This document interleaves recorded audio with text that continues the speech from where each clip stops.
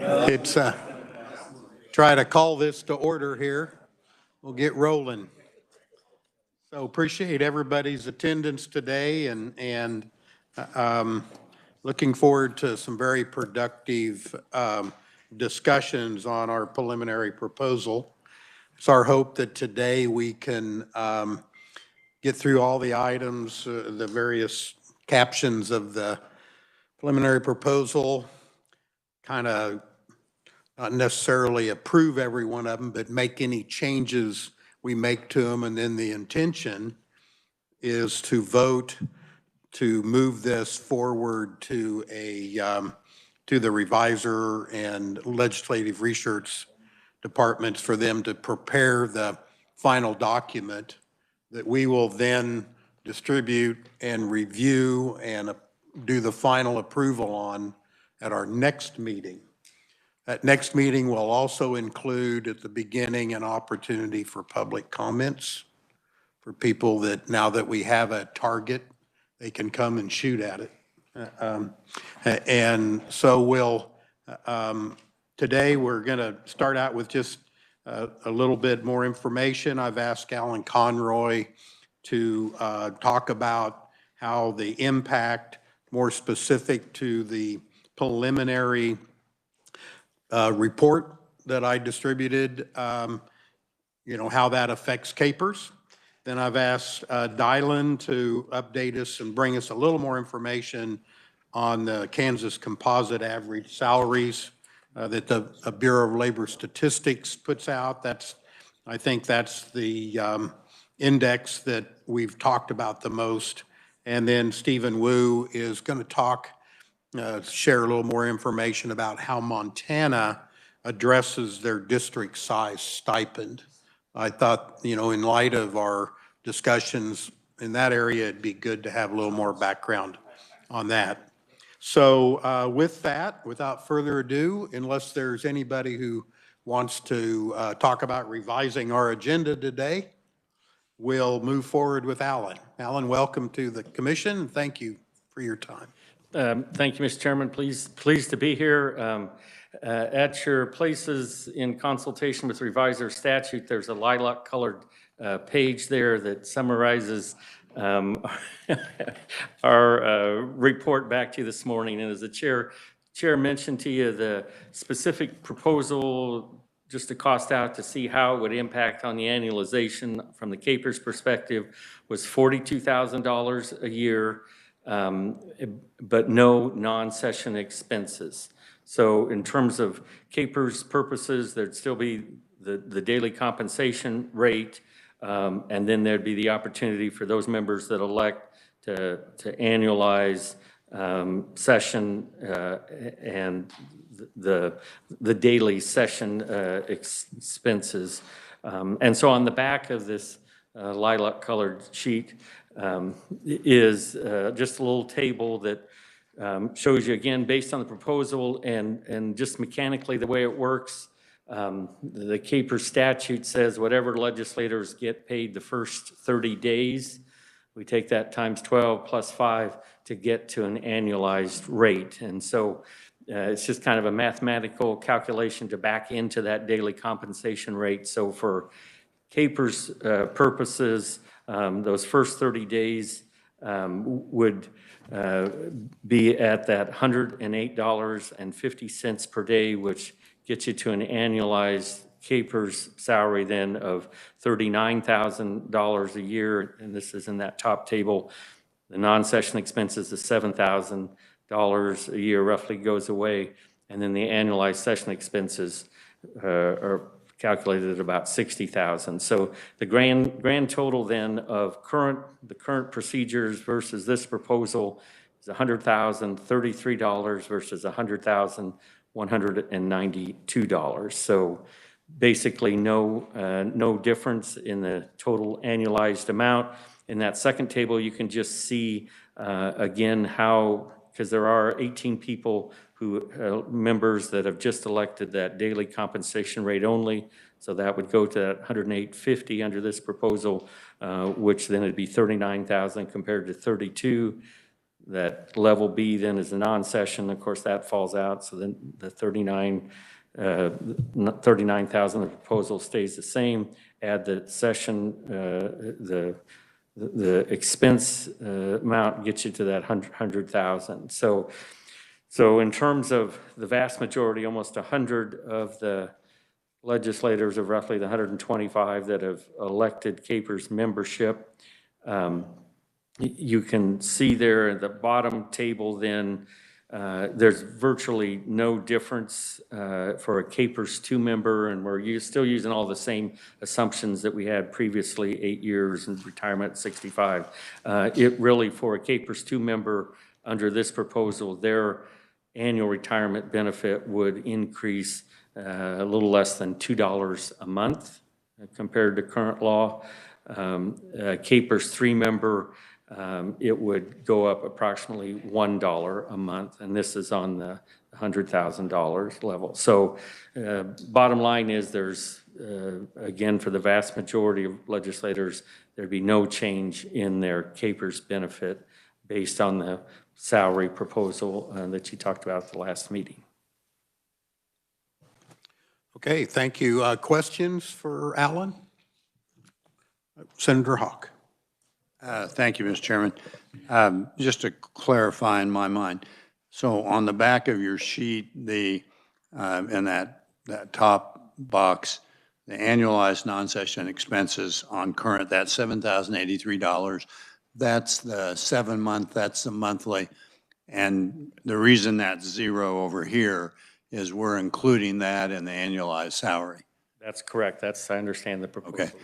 And then the 39,000 not being the 42,000 is what we did with that first 30 days, trying not to upload that or upfront load that like is in current law. So that's the workaround on that.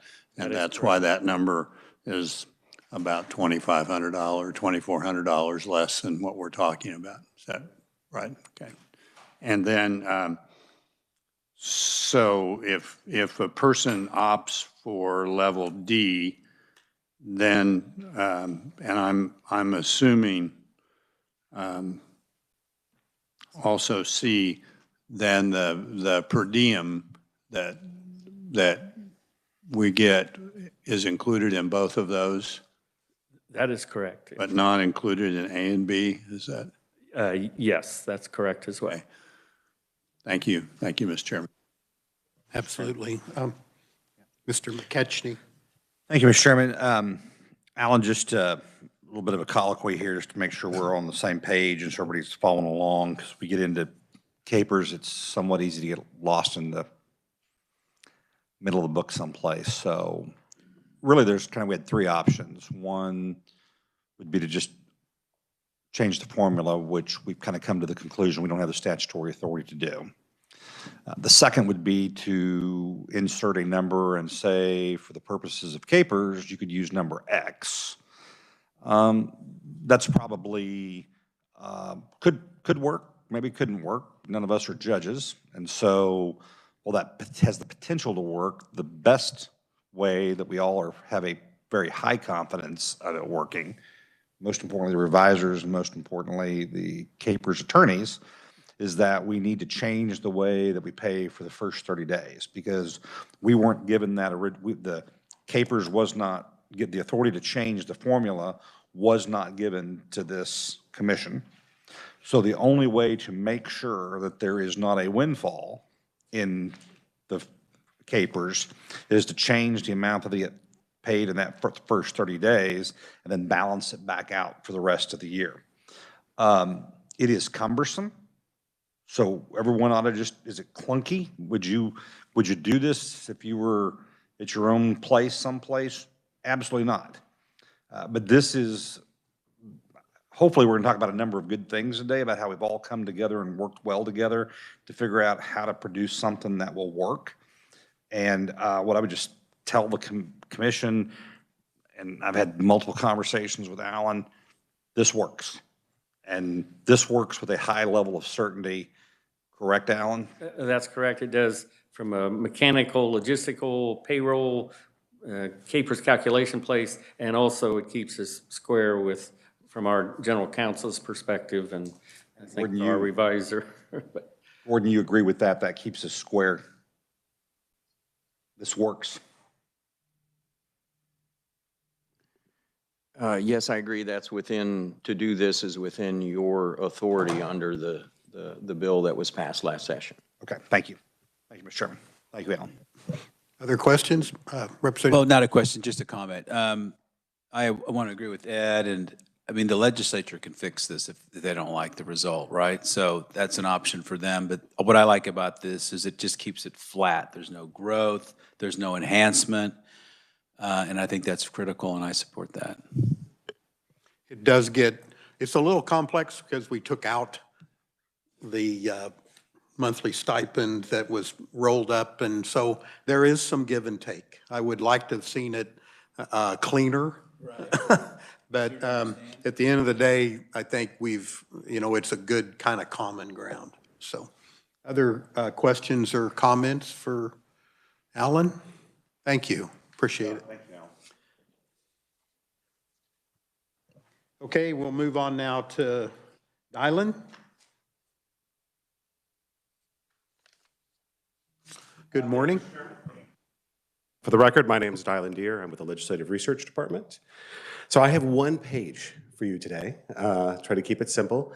It's all from the Bureau of Labor Statistics. This is from the Quarterly Census of Employment and Wages. It has 3 different groupings. It's Kansas all employees, Kansas state government employees, and Kansas private establishment employees. You'll notice that all these 3 lines have a really tight fit as far as annual changes. And honestly, the total average wages as well. You see the one shift, which I think we talked about 2 weeks ago, which is that recategorization of a group of individuals who cannot be disclosed, but we strongly suspect to be KU Med Center employees. And so it's just a question of whether they're state employees or whether they're not. And so, and that's just a NAICS code issue. So those employees' salaries were always being captured. They're just being moved from one bucket to another.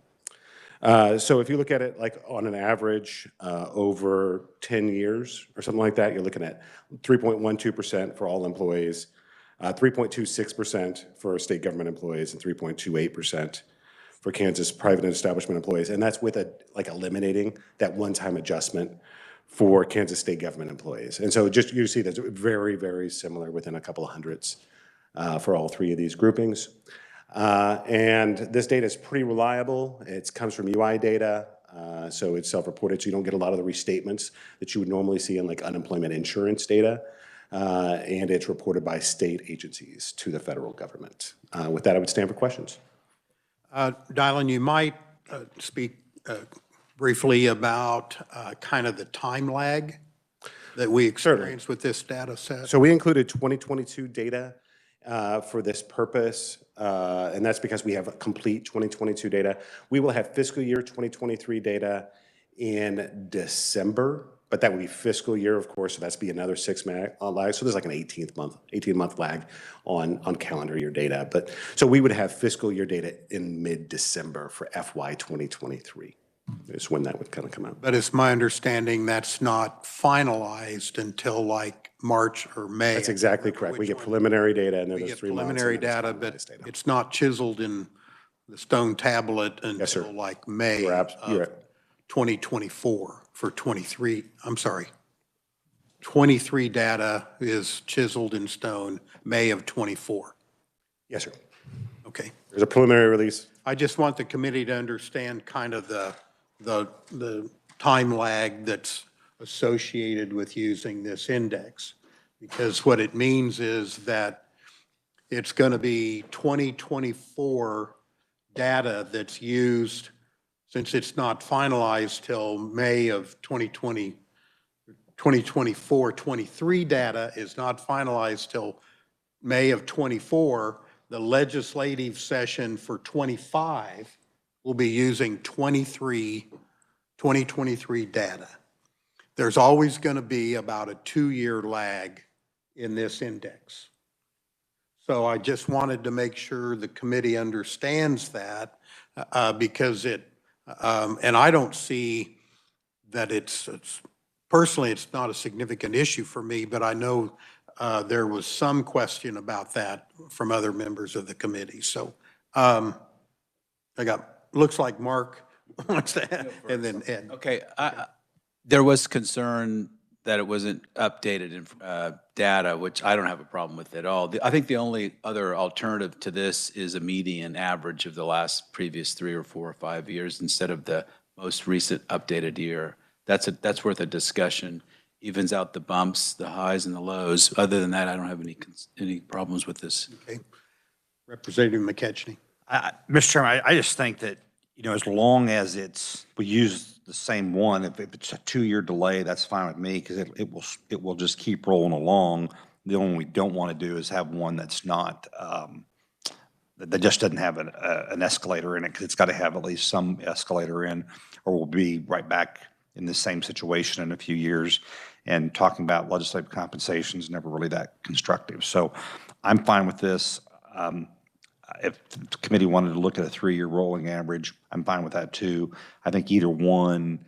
I think the issue, I had an idea. So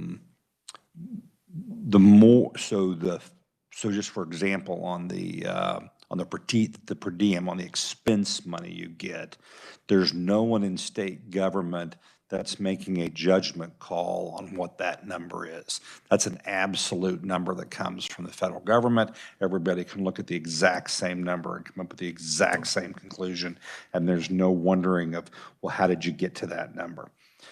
By using this, you achieve the exact same thing, which then removes, and just drama from it, whether it's politics or whether it's a judgment call of, well, should you have included that or not? It removes that from it and makes it an absolute number versus one that could be described as variable. And so I'm through the course of this discussion, got comfortable with that and feel good about it. Other questions or comments for Dylan? Senator Hawk. Thank you, Mr. Chairman. I do like this and have thought a lot about it since our last meeting. And a lot of times when I think about wages and financial things, I think, well, what's the worst possible scenario? And that might be if we really had a huge runaway inflation and everything went up and it was a major 10 or 15% thing, which is not likely to happen. And I've heard you say that this has stayed pretty consistent on average over the last decade. And so even in a worst case situation, legislators would only have to suffer for roughly a year, maybe 2 years before we caught the data up.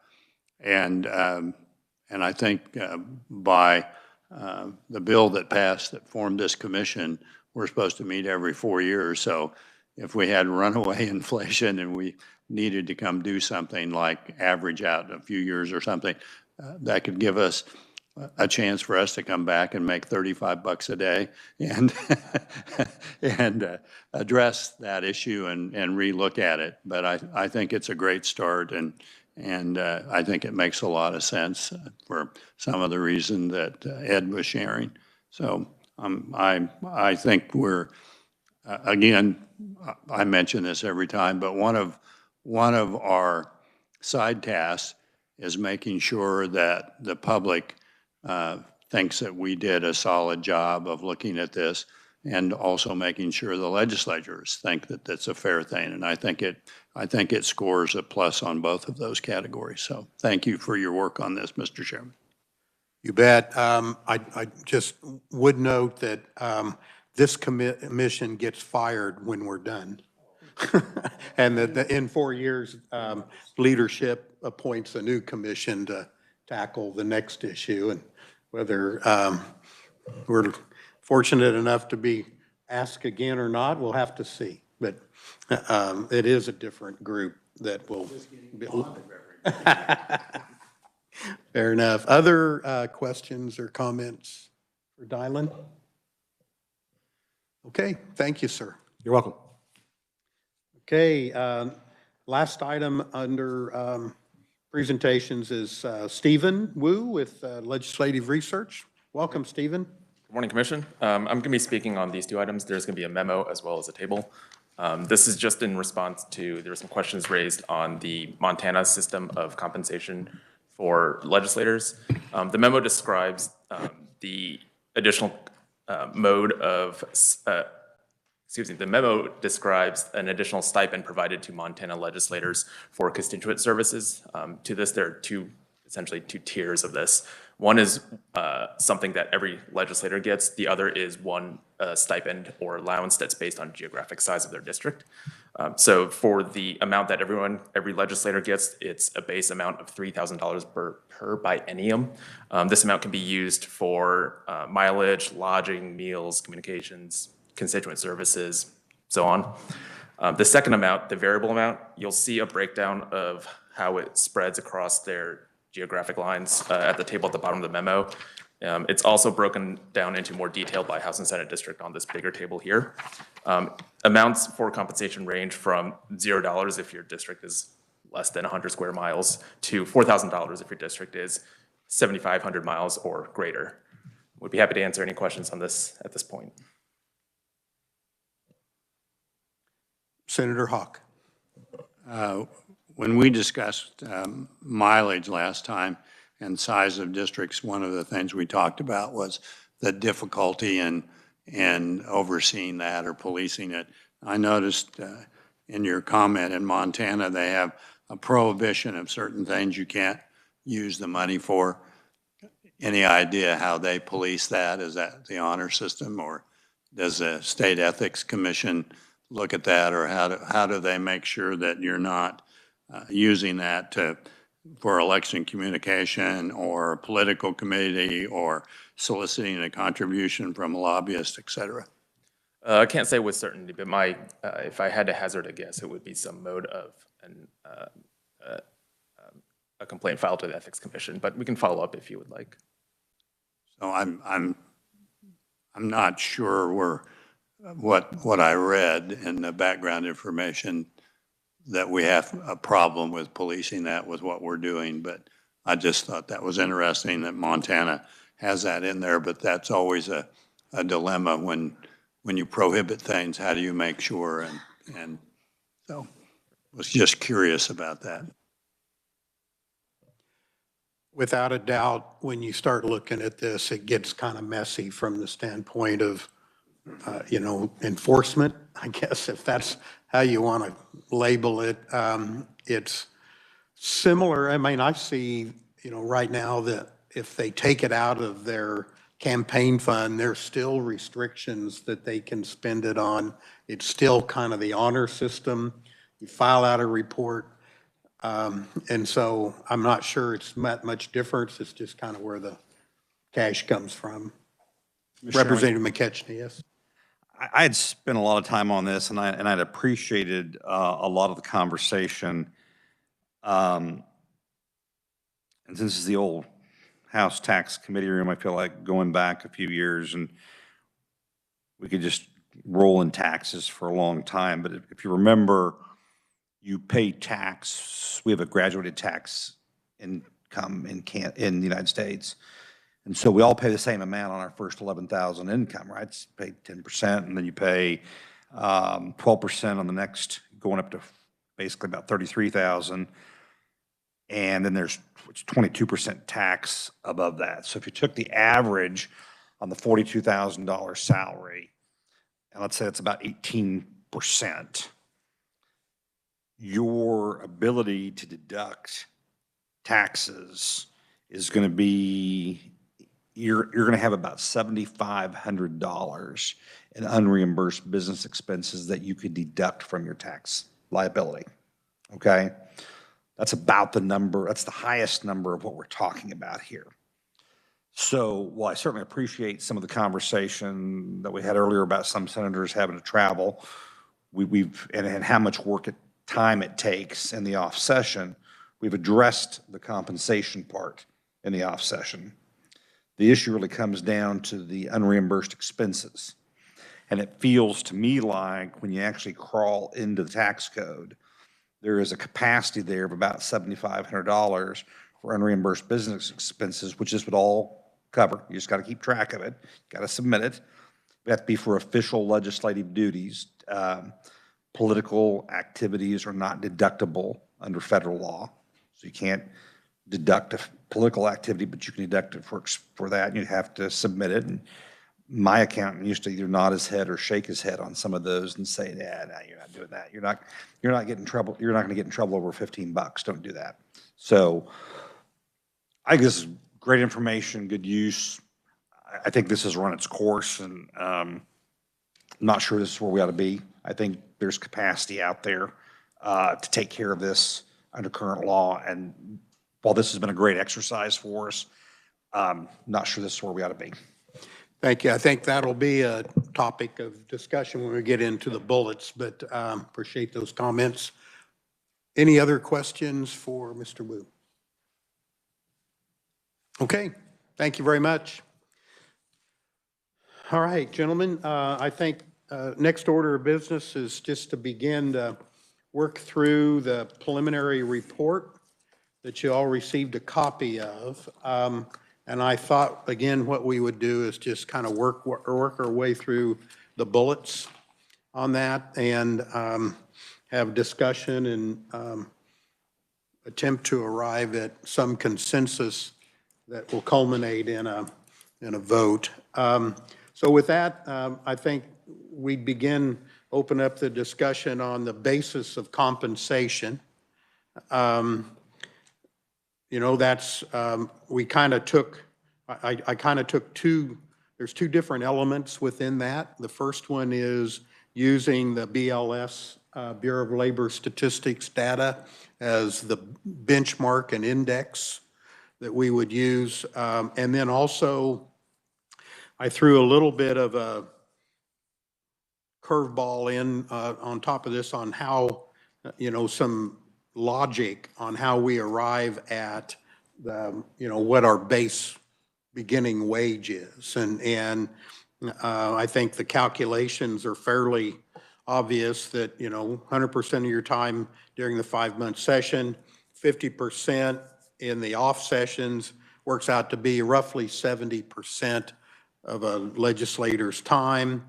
You take that into the average annual wage of the Bureau of Labor Statistics, and you end up somewhere in there around $42,000 to $43,000. So with that, I like to open up the discussion, see if there start with using the Bureau of Labor Statistics data point as our benchmark, both for setting the initial compensation, or certainly as a gauge for that, and more importantly, using the annual increase that they report as the index for annual changes to the legislative salaries. So questions or comments?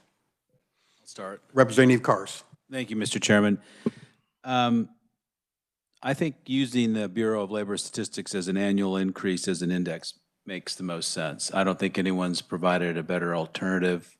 We can debate whether it should be the most previous data or an averaged period of time. I'm open to either one of those suggestions.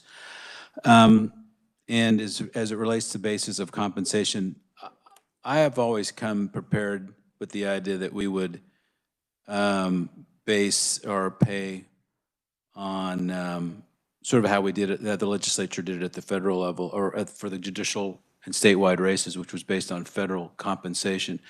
So the Congress right now is currently paid $175. I think a fourth of that, it's a 3-month term, would be $43,750. So I come at that number. It's pretty close to the number you've come to. So however you wanted to tell people we arrived at that number, that's how I've arrived at it. And so I think that's a good number, a firm number. Thanks. Yeah. Thank you. Other comments or discussion? Do you want to adopt this as we go along so that no one's doubting kind of where we're at, or do you want to go through the whole? I'm indifferent how you want to do it. However in your mind is clearer, let us know how to be helpful so we can land the plane. Because I think we're on final approach here. Yeah, yeah, well, hopefully, yes. It's really up to, I'm kind of ambivalent as well. If the board wants to adopt each of these bullets, or the commission as individuals, and it culminates with kind of a grand poobah vote, I'm good with that. Why don't we move forward without objection? Okay, So there we go. What I'd do is I'd move to adopt this without objection. And I think as we started, we asked a whole bunch of questions about what everyone else has done in the past, okay? And I think one of the things we're doing here is we're setting precedent going forward, because I'm assuming the next commission, when they meet, the first thing they're going to say is, what did the last commission do, right? And so the more we lay out why we did what we did, I like the way you got to the salary calculation, so I'd propose using this salary calculation as our basis of how we got there, and use that number to start out with, so that we're all, Okay, I did have some questions that indicate I may have, some of my math may be a little quirky and would need to be cleaned up, and we can do that. I think it affects the 42 base to, it might goes to 43 if you're rounding, and it was Kevin who kind of caught my poor math there. well, why don't we just say that we studied,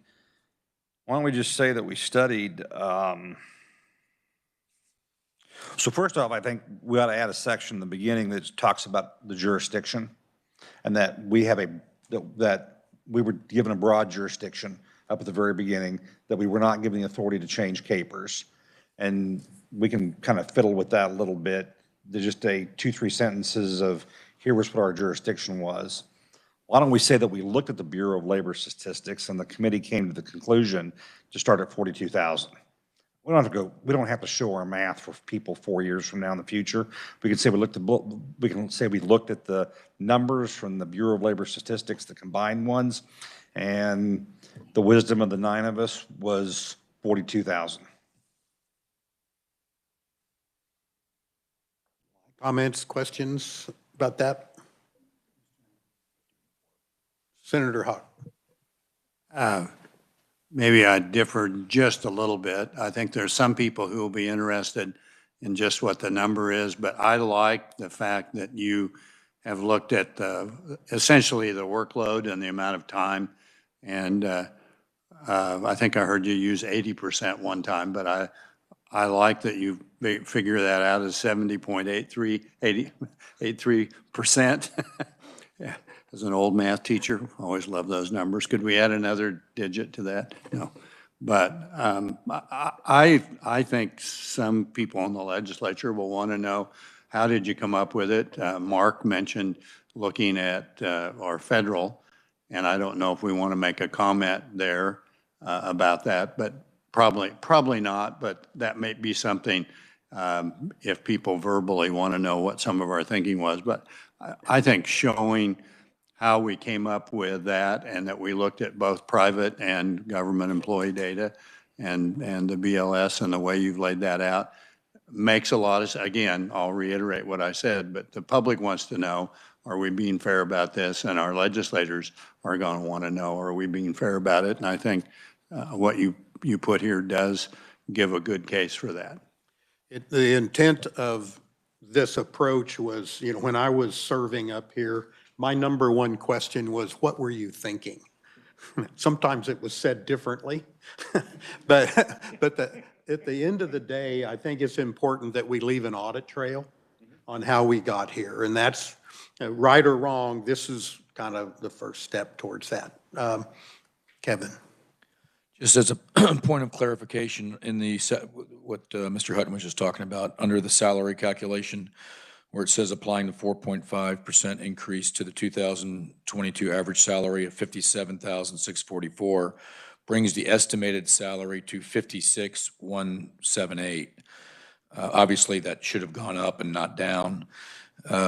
So my math has that 4.5 increase, taking us to $60,237 or $42,666 after the 70% calculation, rounding it up to 43,000. So just a point of clarification. Thank you. Thank you. Sorry for the mathematical error. Our math teacher, Senator Hawk, will grade me I down. was giving him every opportunity to answer that, by the way. So, I give him an A. so, Mr. Arnold.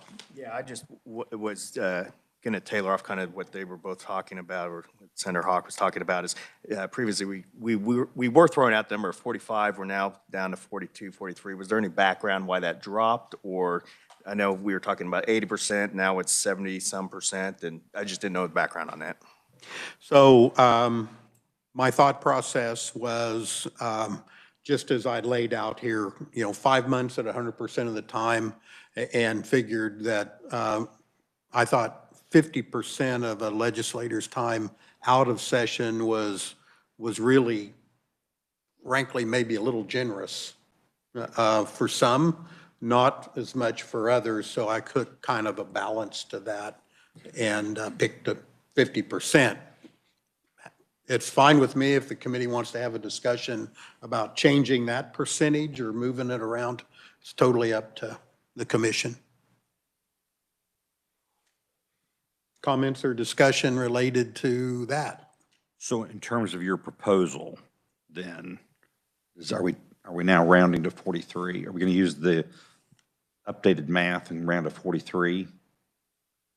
It's the will of the commission. I mean, it's like you said, we can pick any number. I just wanted to. I'm just trying to get in the glide path to land. I mean, this is, Yeah, we're in a binary decision-making point. What do you want to do? Consistent. 40, yeah, consistent with the approach here, it'd be 43. Let's use this math, go to 43. All right. Without objection, Go. silence is golden. Are we discussing also just the most recent data, not a running average? That'd be the next paragraph. Oh, that's next. I jumped ahead, sorry. Yeah, that's okay.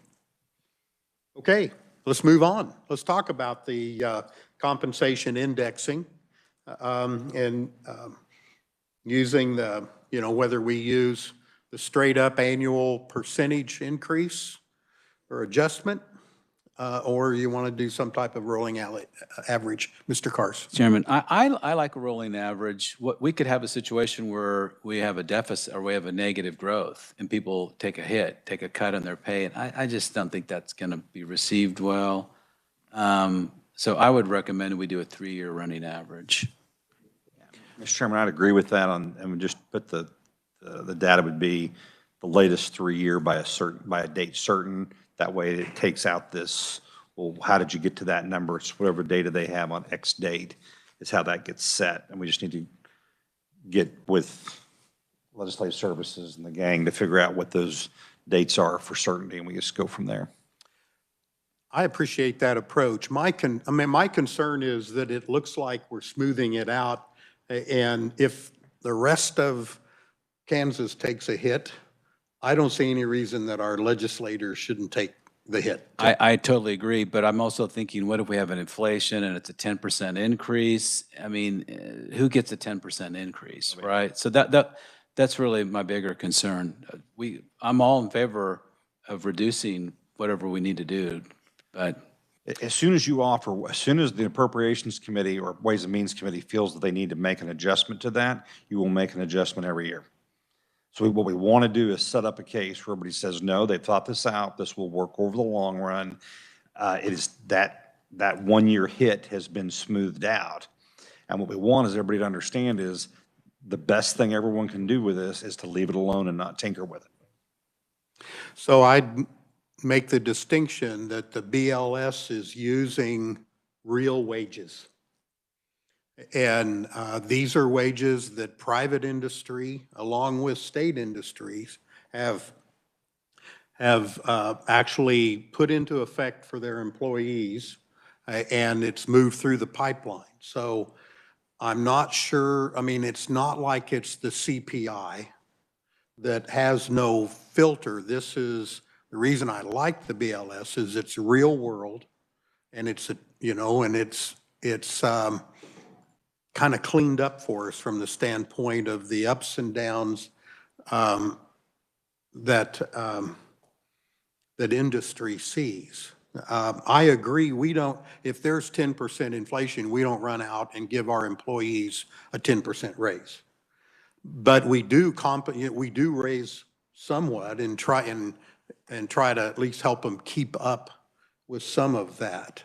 And so I'm reluctant, not a mountain to die on for me, but I'm reluctant to do anything that looks like we're giving our legislative cohorts a break over what the state, the average citizen in the state realizes. So, my 2 cents. Senator Hawk. Thank you, Mr.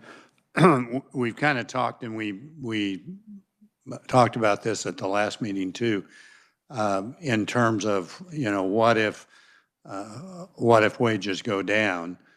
Shouldn't legislators also go down? And I want to point out, in the real world, even if average salaries go down, individual employees' salary does not usually go down. And I think it was Ed that made that comment about a school district that had a retirement of a lot of people, and that could happen. One of our governors tried to retire a lot of people to take care of a budget deficit, and that seemed to work. And the result of that could actually be, in terms of the BLS data, showing that there was a decrease in terms of salaries. But that wouldn't be true of individual employees, nor do I think should it be true of individual legislators either.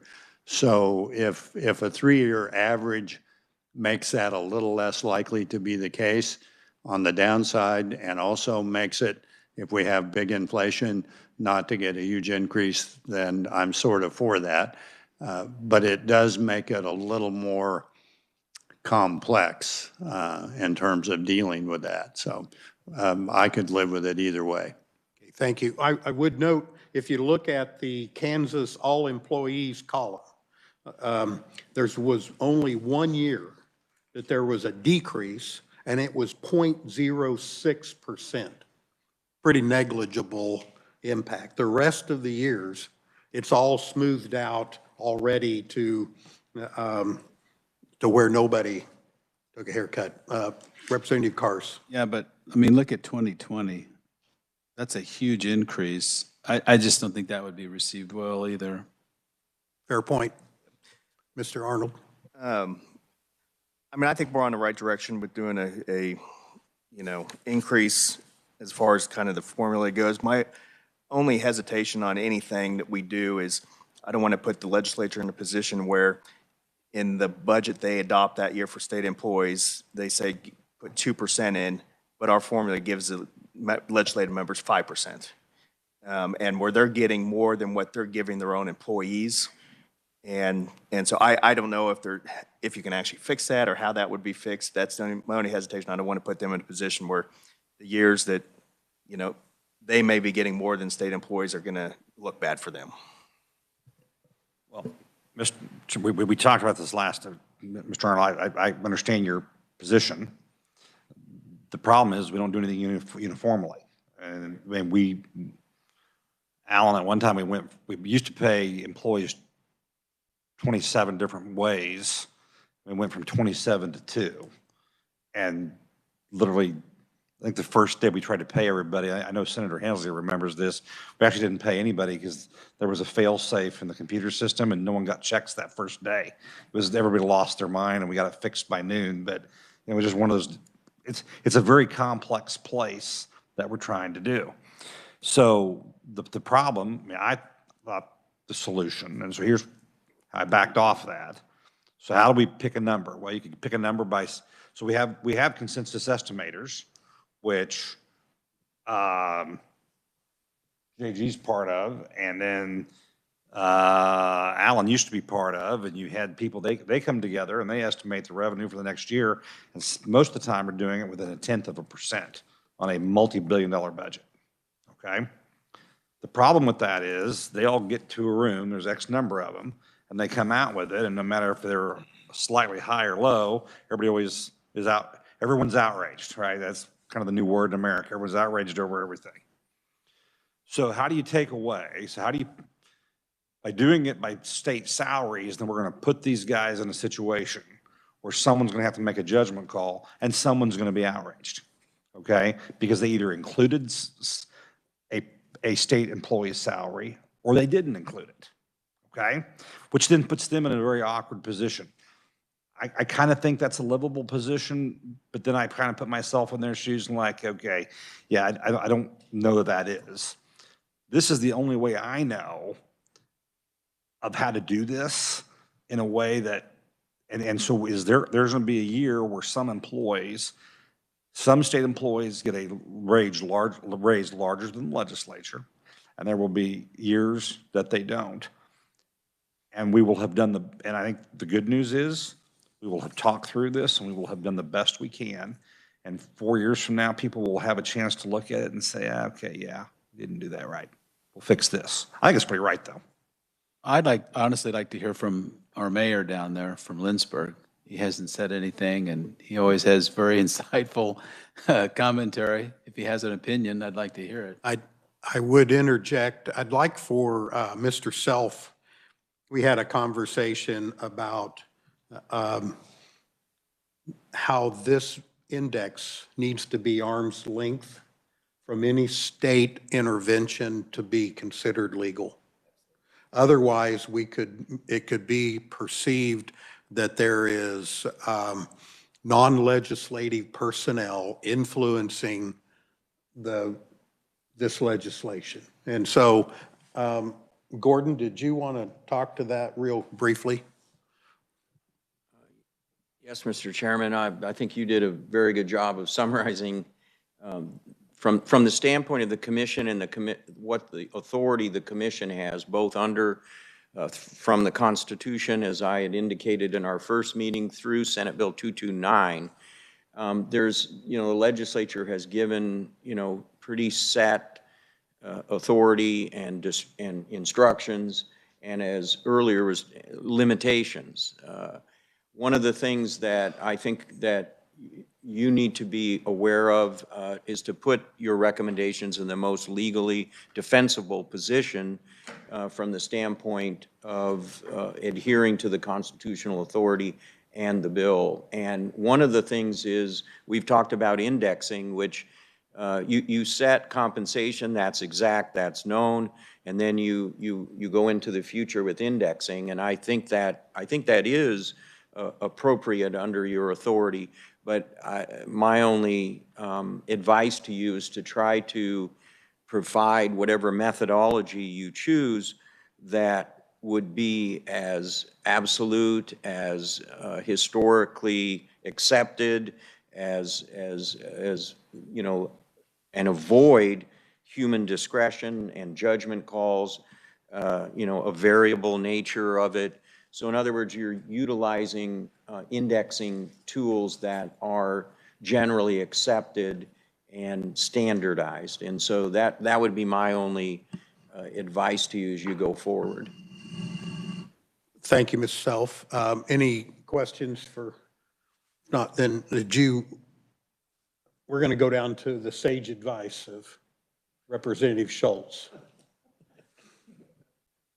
I don't know about that, but thank you, Mr. Chairman.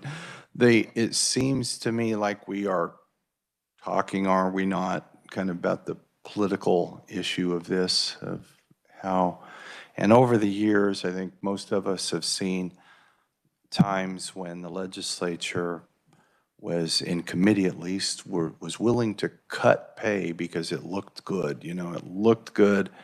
And that always disturbed me, that it became so political that I remember sitting on Appropriations Committee where somebody would make an amendment or make a motion to cut the off-session pay or what have you, and that always passed.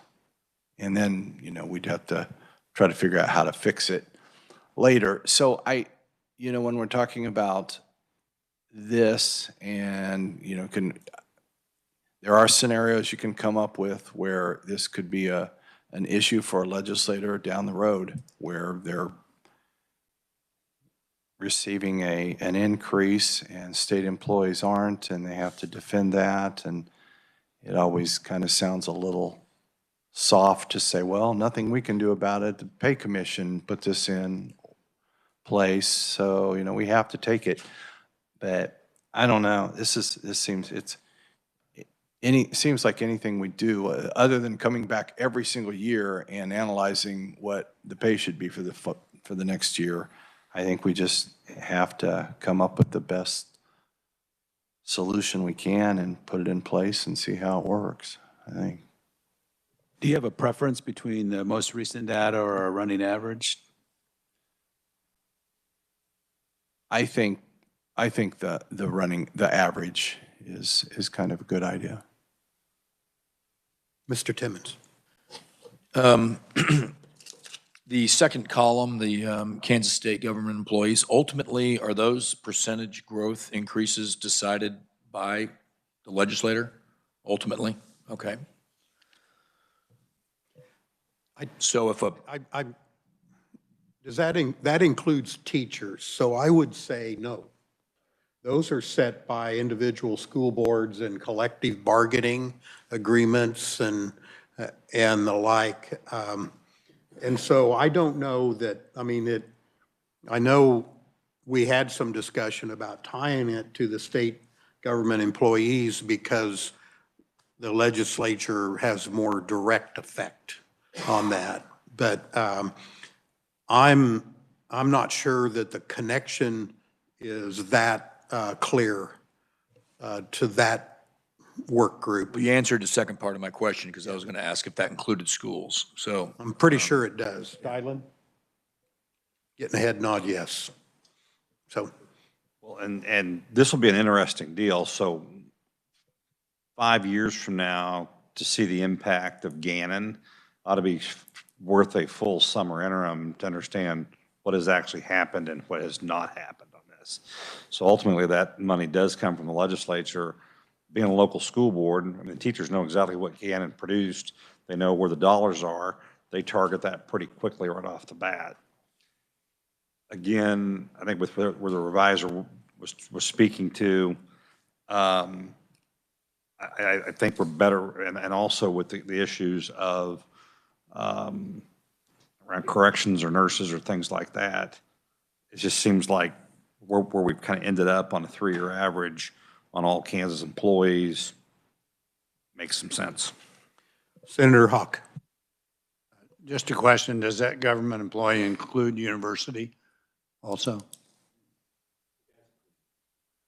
And so, and we're only 20% of their income. The rest of it comes from fees and likewise with a lot of other state employees, sometimes a lot of their budget is fees and and grants and other sources. Sometimes federal dollars are as much as the state dollars we put in. So I think that justifies doing it that way. The other question I had, if we do a 3-year average, looking at, and I'm assuming from this data, we have a couple of the years in there. So I wonder what the first year, assuming the legislature allows this to go into effect and we do a base of 43,000, what will that first year after we do the base look like? And Well, the way this is set up, the first year would be 43. right. And then, each year after that would adjust. So beginning 2025, the salary would be 43. So we don't have any data. They'd go back then and use 23, 24. Well, they'd have to use 22, 23, and 24. So if you look at 22, that's a 5.16 on all employees. They would actually use 21, 22, and 23. Okay. Because 24 would not be available until May of 2025. Gotcha. So it's that, again, that roughly 2-year lag. So I'm kind of looking at what Mark suggested, and that the 22 is kind of a high number. We don't know what the 23 number might be. My guess is it might be high also. And so It's, what I attempted to do was kind of extrapolate that into, that's why I said a 4.5, kind of built a 4.5% increase in to arrive at the 42, 43. So I tried to do a moonshot a little bit there with that approach.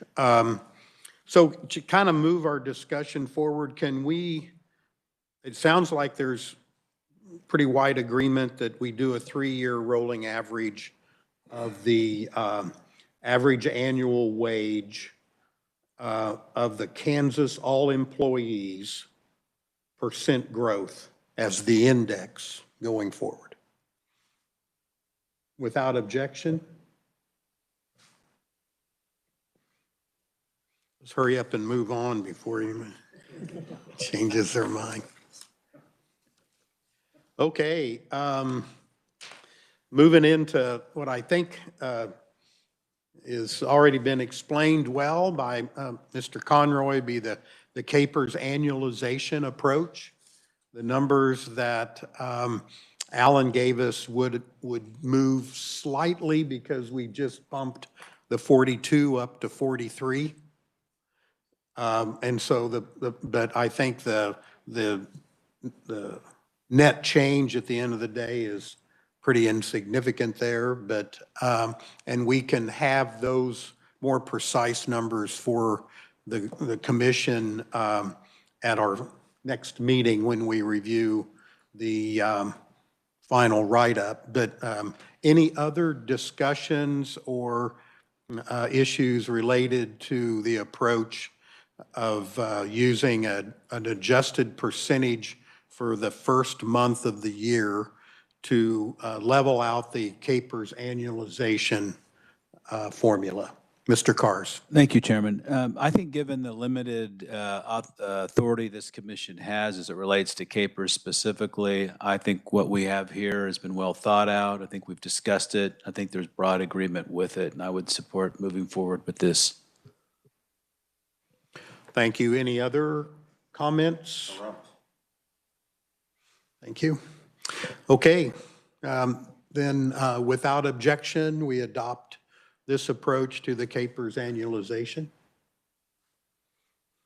No head nods, but everybody's deep thoughts. So, okay, moving on. This one may take a while. So, what are we? We're doing good. Everybody good without taking a break at about 10:30? Okay, then we'll move into compensation for special sessions and interim committees. There's a formula there. The attempt to do that was to recognize the daily income. It's really not a daily, but a monthly income that's been kind of broken down into a daily rate for non-session days, and then pay a premium for times when they're in special sessions or interim committees that would bring the daily rate up to commensurate with what they would make during the 5 months of the full session. Does that make sense, or did I butcher it sufficiently? Mr. Chairman, I think the word I used last time, I use it again this time. I think this is the most elegant part of this in terms of trying to figure this out of how does this work and how do you take care of a whole bunch of issues. If you change the 42 to 43,000, then your base salary of 60% goes to like 25,800. And then your 90-day sessions like 286 a day. The 40% base goes to 17,200 or 114 a day. And then your premium paid for special sessions and interim committees is 172. We're all within, in my mind, we're all within the margins there.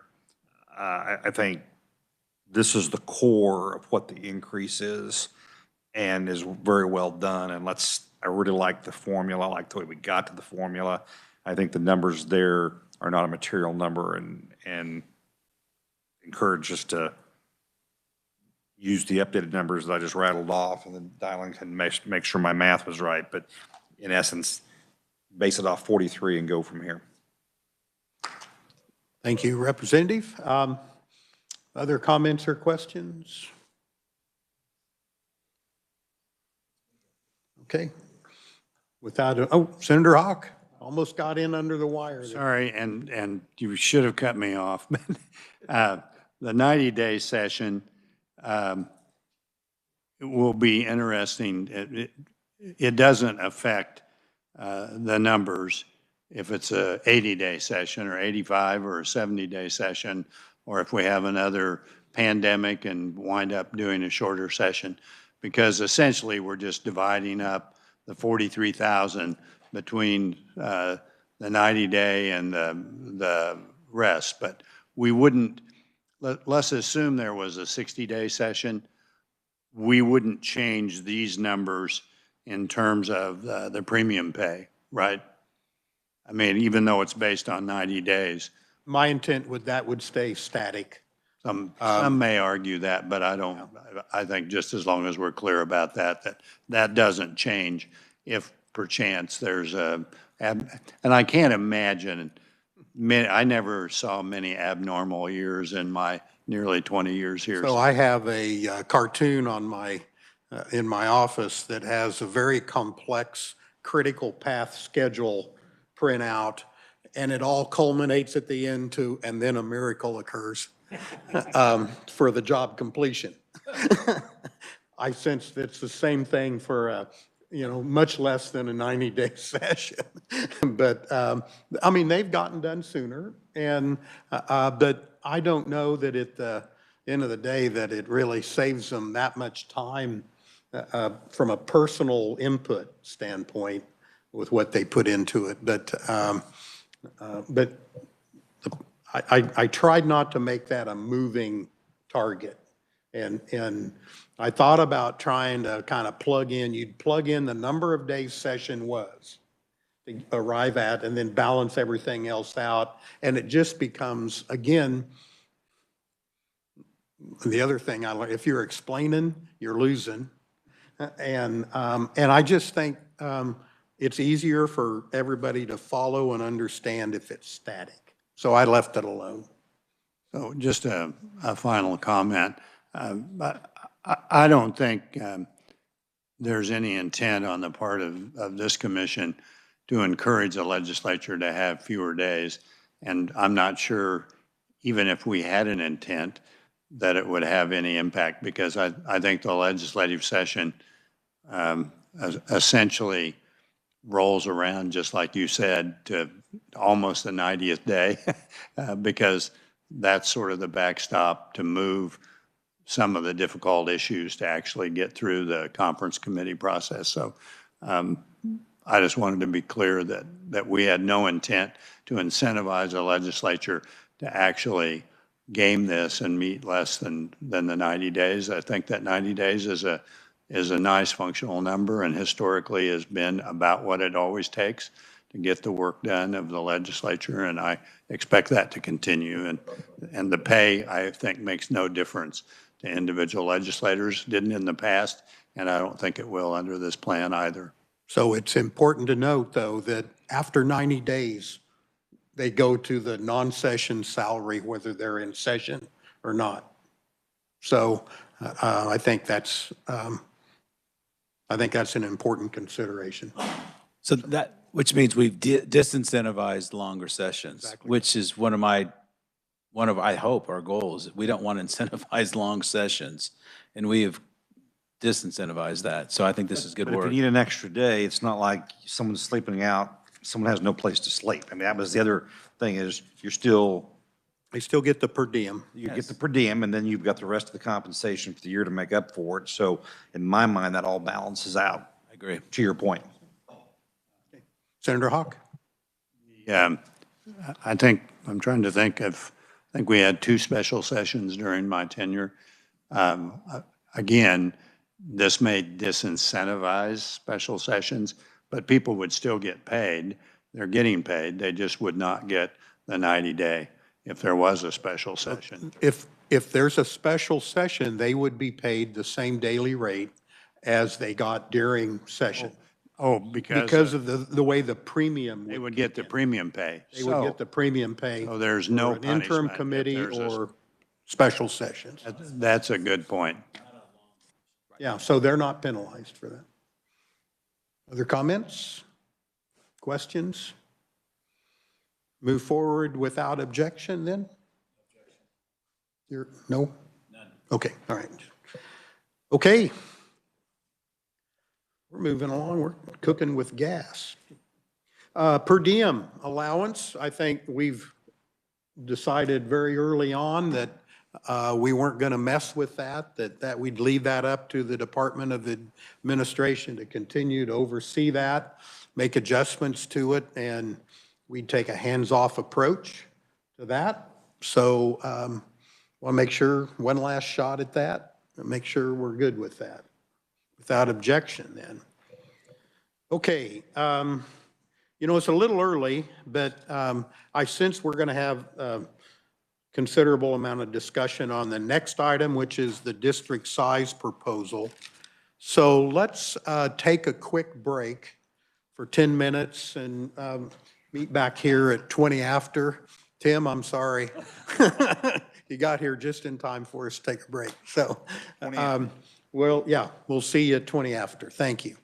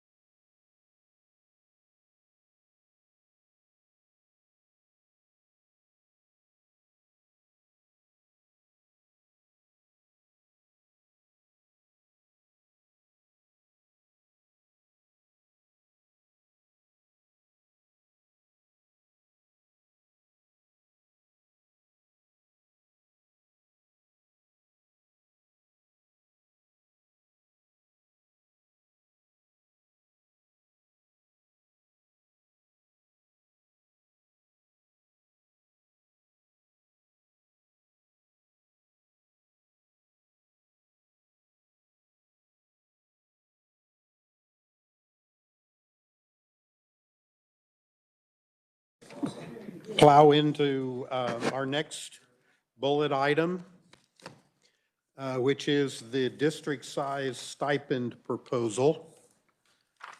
I know, believe it or not, I did my best to keep this simple. But I'm not too sure I achieved much. One of my goals in approaching this was to avoid drawing lines that picked winners and losers. And so and if you look at the Montana approach, that's kind of what they've done. I mean, they've said these districts get this much, and then everything above that line or below that line gets even more, and it kind of increments. What I attempted to do was set a baseline, right or wrong, and then use that baseline to establish various levels based on a simple calculation of a factor of miles to square miles of the district times the reimbursement rate, the current reimbursement rate of 65.5 cents per mile. One of the questions that I think is a legitimate concern that with my proposal is that I picked kind of the base expectation of 250 for a House member and 500 for Senate members. But I left it that it was both considered part of the salary, which frankly, it gives the senators a haircut, which we would, if we decide to move forward with that, we probably need to take into consideration some way or another and fix that little element, because I think that the idea behind the 250 and the 500 was you've got districts, obviously Senate districts are larger, so the amount of travel that would be expected within that Senate district would be higher. So that was where I was coming from.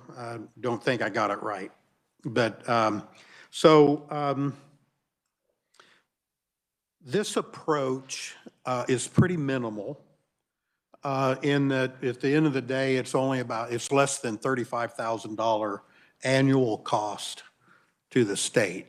So it's not going to be a significant windfall. If you look at the spreadsheet that I put out, the highest compensation would be for District 118 in the House was about $2,600. And on the Senate, the highest compensation would be District 40 at $4,200 and roughly $50. It goes down pretty rapidly from there. So I don't think that it certainly isn't going to break the bank.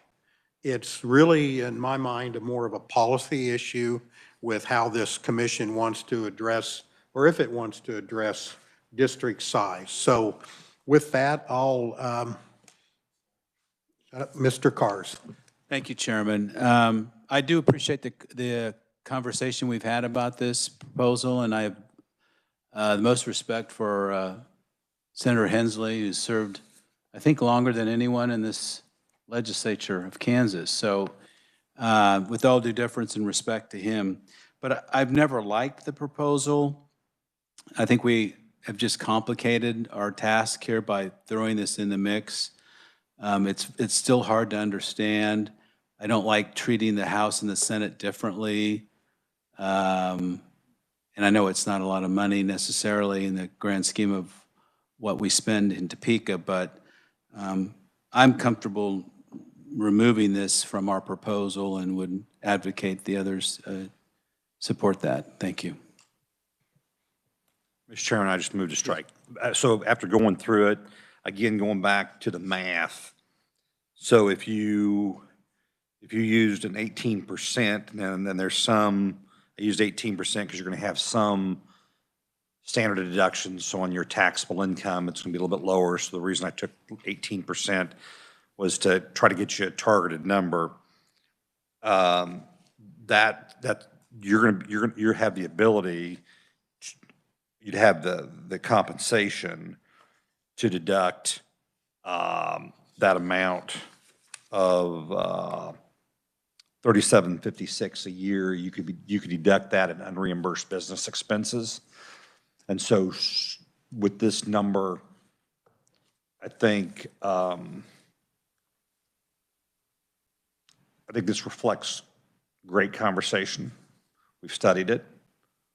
We believe there's a way to do it through the tax code, which is probably the safest, cleanest way to do it. It doesn't involve even the smallest expansion of where we're at. And so with that, I'd just move to strike this whole, the district stipend proposal. Okay, we have I guess, a motion to strike this section. Comments, discussion? Senator Hensley.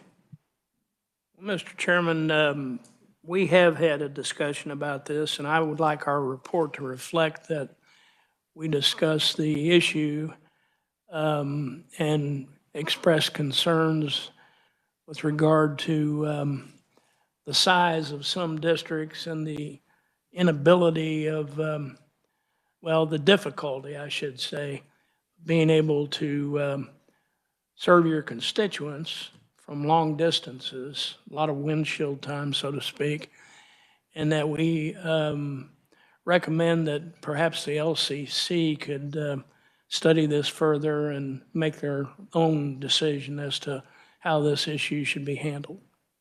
And I'm also going to make that same recommendation, because I don't see it in our report, with regard to what we talked about at the last meeting about other committee chairs beyond the Ways and Means and Appropriations chairs. I didn't see that in our report either, but I would ask that the committee consider at least having some reference to our discussion about this, and that we recommend to the LCC to study it further and make their own determination. That would be my motion. Okay. Substitute, I guess. Although I'm not sure Representative McKechnie got a second. Did you get a second? Seconded it. Oh, did you? Okay. Telepathic. Okay. Telepathic. Then I would make a substitute motion that we put this in the form of a recommendation. Okay. Representative McKechnie agrees, and so without objection, then we will strike the district size stipend proposal, adding a note requesting the LCC to look into this issue and try to address it some fashion. Okay. Mr. McKechnie. Okay. Yes, Senator Hawk. Just to be clear, the LCC does have the authority that if they decided they wanted to do something relative to mileage and size of district. So the statute or the bill we're working under doesn't in any way limit, because we're tasked with compensation, I would assume doesn't limit the LCC from making a decision to do something similar to what Chair Hutton has proposed, or something similar to what they do in Montana. Is that correct? And maybe that's a question for the revisor. Well, I think we will toss this one to Mr. Self.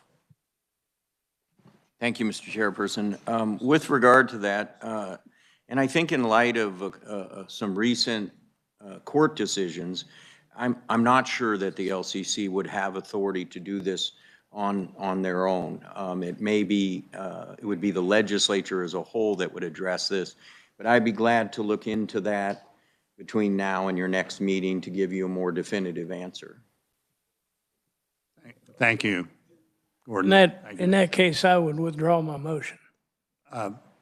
comment. I think the motion was asking the LCC to study it, and I'd leave that in there to study it, and then they could determine whether they have the authority to do it or whether they would get a bill drawn up and let the legislature deal with it. Okay, all right. I don't think that would be nearly as controversial for the legislature to deal with as compensation is. Right, okay, Okay, fair enough. all right. Mr. Arnold? Just more of a question of, he talked about having the, whether studying this or also the chairs of the other committees, is it the intent of this committee to, in our plan that we adopt, also put some recommendations of the legislature to look at these things, like a substitute, like note in there, hey, you should look at these items? Because if so, I have another item I'd like them to just at least look at. Okay, let's put that at the end. Yeah, Here, that's my question is if. Absolutely, we can decide as a commission if we want to add, absolutely, we do plan to put recommendations in. Yeah, that's just what I was asking. Okay. Okay, we all square? Okay. Moving forward, last bullet we had was leadership salary considerations. It's been pointed out that the assistant majority and assistant minority leaders have been left out of this, and they currently get compensation. So we need to adjust this to add that to the equation. And I don't know what, since I don't have that, we'll have to get that information, but it would be our intention to put them in at the same percentage, just like we did with everybody else going forward. So, Mr. Cars. Just a clarification, we're not expanding who gets leadership pay, correct? Okay.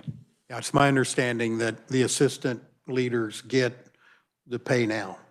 So I just inadvertently left them out. Senator Hawk. I think ballparky, they get about half of what the majority leader and the minority leader get. But I agree with you. We ought to make sure the percent, it may not be exactly half, and I'm not sure, but I think staff can determine what that is. And I agree with you totally. It ought to be whatever that percent is now, just as you did the other. I think Mr. Day has a comment. Thank you, Mr. Chair. The assistant minority leaders and assistant majority leaders make the same as the Speaker Pro Tem and the Vice President. Well, that'll be easy. So, very good. Thank you. Other comments or any changes that we want to consider for leadership salary considerations? Seeing none. Okay. Let's take on, we've got recommendations of the LCC to review compensation for district size as well as other leadership positions. Mr. Arnold. Just one other thing I'd like, I don't want to say recommend, but I think it's worth the legislature at least taking a look at, since we were discussing the compensation of the legislature, for them to look at the compensation of the boards and committees of their daily pay, because it's either set at $35 or the $88.66. And I just think we should put an asterisk in there that says they should at least look at it, and that's it. I don't want to give them a direction, just, hey, we're discussing this, you discussed the other salaries, let's look at this. And that's it. Okay. Revisor's office okay with that? Got a head nod, yes. Okay. Any other recommendations that we want to include in this report? Senator Hawk. Just a question on the one Kelly mentioned.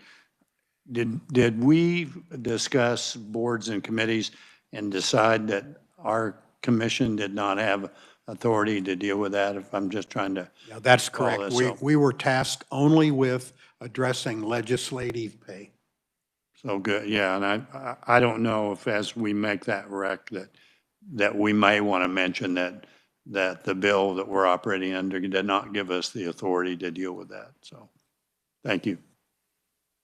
So are we, as a commission, good with including a recommendation that the LCC review the pay that boards and other committees, their compensation level, because it's outside of our purview? Yes. We're okay with that? Okay. Whether that's the LCC or the legislature, I don't know who the appropriate people are to do that, but Both would somebody, have that authority. somebody do Yep. that. Okay. You ready, boss? Yes, Mr. McKechnie. Okay, so first off, I want to thank the chairman and the staff, in particular the staff that's worked with us, the revisers, research, certainly the folks at Capers and Legislative Services. We have come a long way in a short amount of time. It is, almost gave myself goosebumps here. This is how the Republic was supposed to work. The commission's formed, we come in, we do our work, we go home. This is kind of the best way, kind of one of the best ways for America to be. And so I think the chairman and the committee have done a terrific job of trying to find common ground.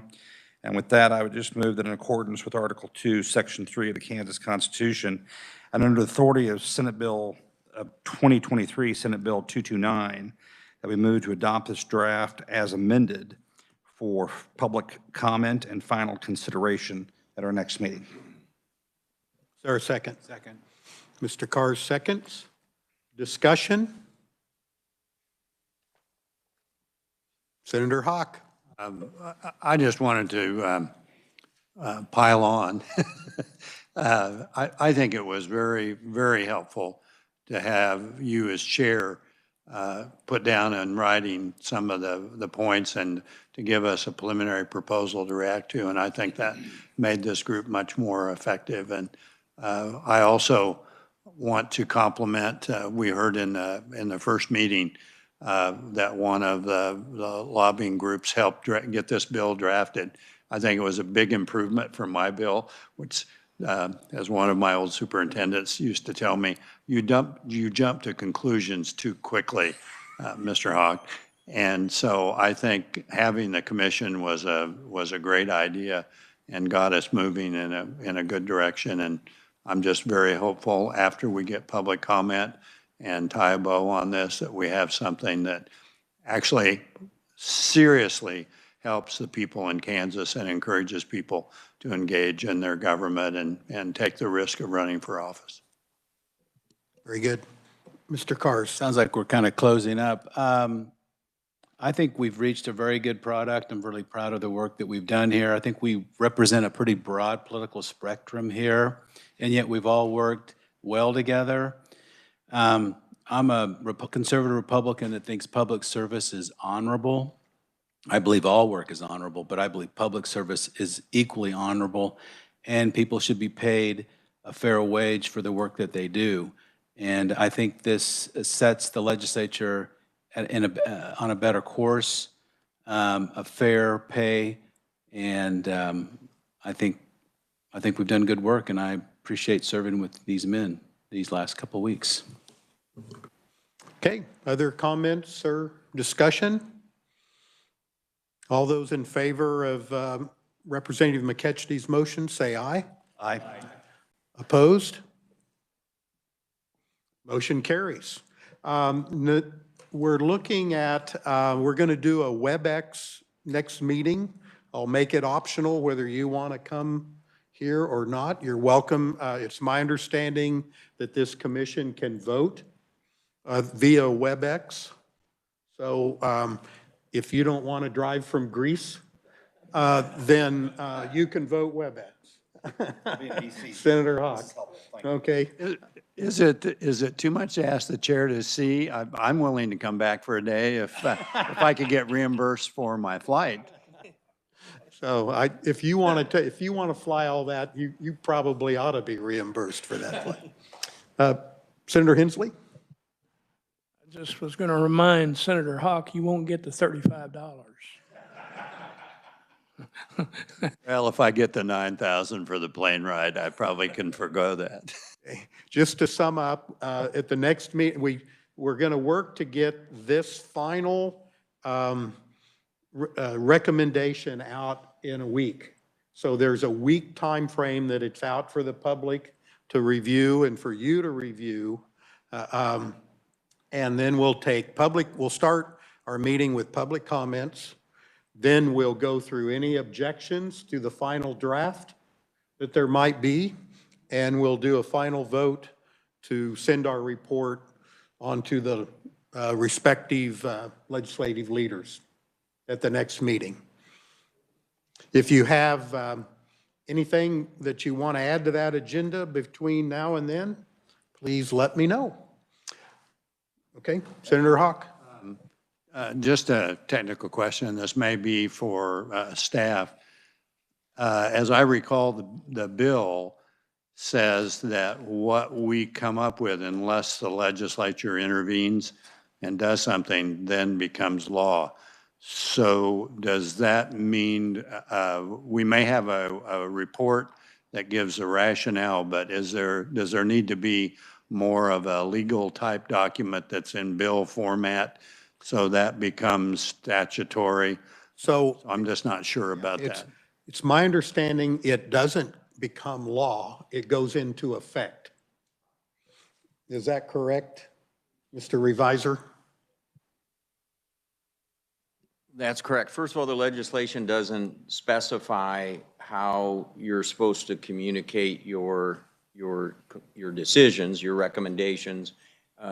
You know, it's our opinion that that would be in a more traditional report form that would be submitted to both the House and the Senate, and that triggers the time period upon which they're to act or not act. And if they don't act and they accept your recommendations, then they would go into effect without any specific legislation that would be required.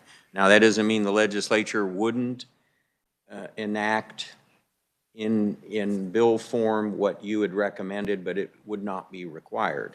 The legislature could reject, and they could cause you to meet again to respond to that. But that's sort of the scenario that we envision. That answered your questions. Okay. Other comments or questions?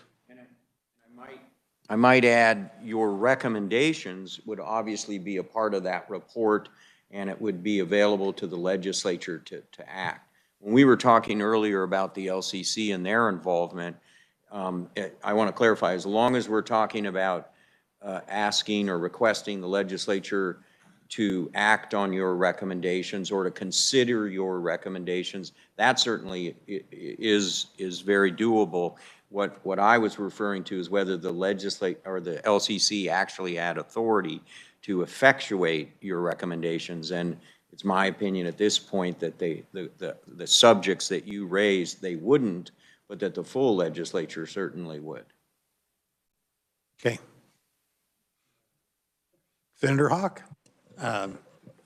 Another quick comment that I think I understand. So we'll have this report, and essentially that will be the document.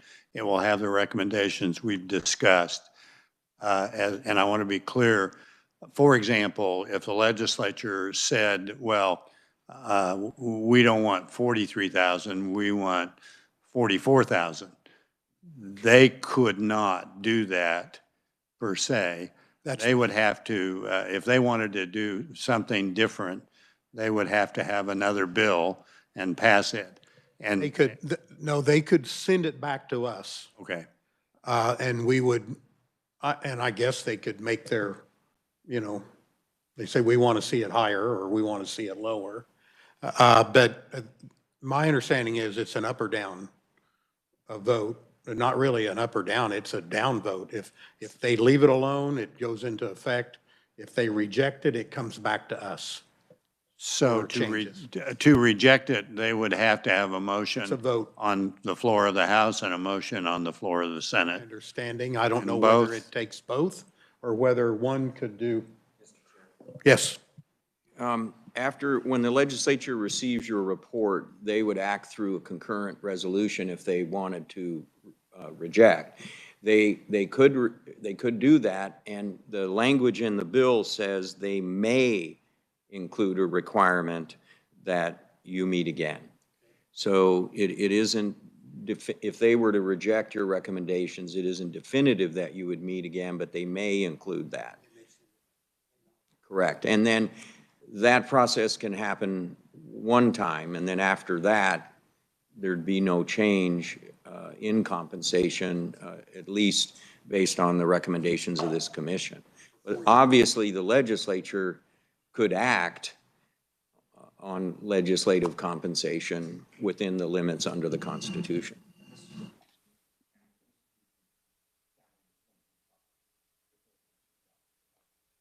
So there's a concurrent resolution.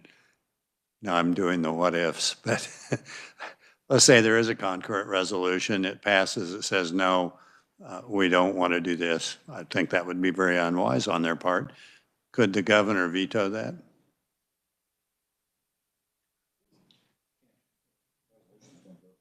They don't go to the governor. So the governor, there's no executive weigh in on this. Okay, good.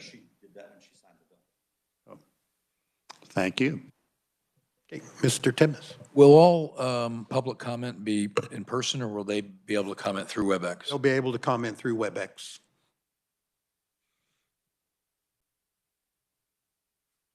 Okay.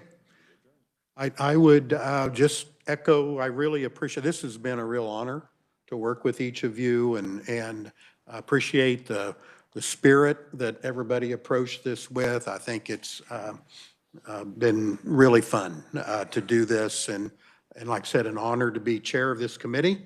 I'll look, since I won't probably get a chance to see some of you at our next meeting, it'll be remote. I'll be here. And so, but just want to say thank you to each of you for the time you put into this, the patience you've had with me. And I look forward to maybe working with you all again someday. So, Senator Hensley. Mr. Chairman, I'll plan to drive in for the meeting too. Okay. Will you be on? Okay. Thank you very much. We're adjourned.